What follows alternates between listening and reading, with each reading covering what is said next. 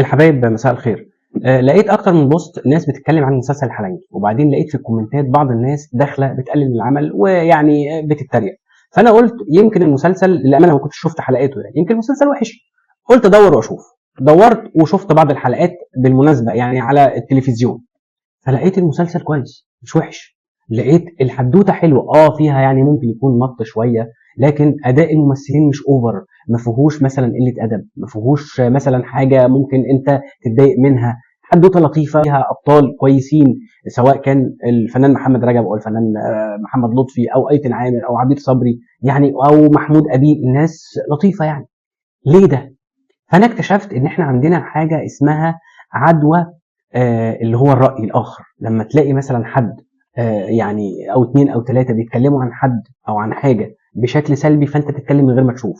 ولو بيتكلموا بشكل ايجابي فانت برضه هتهيص في الهيصه وتتكلم من غير ما تشوف. وما اعرفش ليه احنا في بينا اساتذه تحطيم نفوس، والله العظيم. فانا تعمدت، وبعدين قلت هو ليه المسلسل ده مش واصل للناس؟ للامانه ما هو في مشكله، انا مش هقول لكم مسلسل مكسر الدنيا ولا حاجه. فسالت ناس شغاله في المسلسل، ويعني مش ابطال للامانه، يعني ناس عاديه.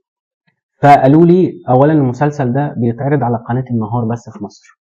قلت له بس، وما بيتعرضش على اي منصه في مصر، هي منصه تانية كده اسمها فيو، مش منتشر قوي في مصر. قلت له تمام. قال لي اقسم بالله المسلسل ده بتاع محمد رجب ده ما مصروف عليه مليم سوشيال ميديا ولا مليم دعايه خالص. يعني من الاخر الراجل رموه في البحر كده وضبش، وانت وحظك هتوصل البر او مش هتوصل. فانا من الكلمتين دول تعمدت ان انا اطلع واتكلم عن الحلنجي، واقول ليه يا جماعه احنا بقينا كده. يعني احنا بقينا بس ندي الناس على عينيهم لمجرد ان الناس بتحاول. وحد لقيته كاتب بيقول هو محمد رجب ليه مصر ان هو يعمل بطوله؟ ما هو مش هو اللي بيعمل نفسه بطوله بالمناسبه. طالما مطلوب في السوق وفي منتج بينتج له، فالراجل اكيد بيبيع. يعني رزق، يعني عادي جدا. انت مش متقبله، مش على فكره، عادي جدا، انت حر. لكن في النهايه انت ما تصدرش على راي الناس التانيه.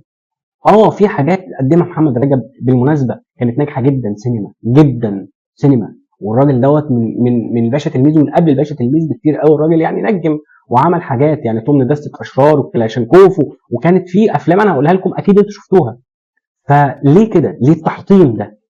انا يعني ما بحبش، والله العظيم بيصعب عليا كده، يعني ما بحبش الناس اللي بتفرم الناس كده في المفرمه. يا عم الحاج، انا عجبتني الحلقات اللي انا شفتها من الحلقات، ما شفتوش كله لحد دلوقتي، بس عجبتني الحاجات اللي انا شفتها.